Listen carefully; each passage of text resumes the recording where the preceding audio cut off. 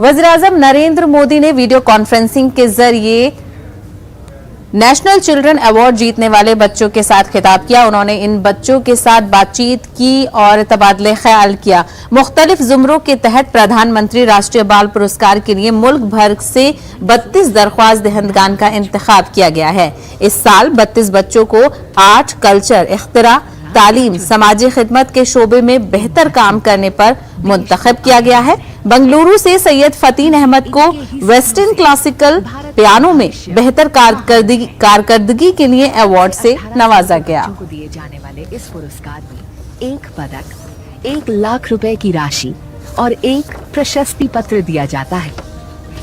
माननीय प्रधानमंत्री के द्वारा प्रशस्ति पत्र प्रदान किया जा रहा है। इस टेक्नोलॉजी के द्वारा जनरेटेड सर्टिफिकेट एक महत्वपूर्ण कदम है। प्रधानमंत्री राष्ट्रीय बाल पुरस्कार 2021 व 2022 के सभी विजेताओं को उज्जवल भविष्य की शुभकामनाएं। स्वर्णिम भारत के स्वप्न को साकार करने में बच्चों की प्रतिभा की पहचान और प्रोत्साहन की भूमिका अहम है।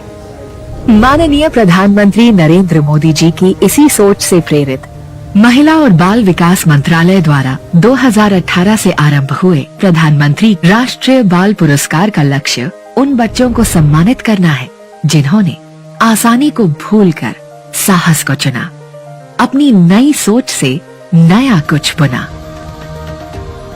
नई ऊंचाई पाने को नया रास्ता चुना। इन बच्चों पर देश को अभिमान है, क्योंकि इनके ही सपनों से भारत का भविष्य महान है।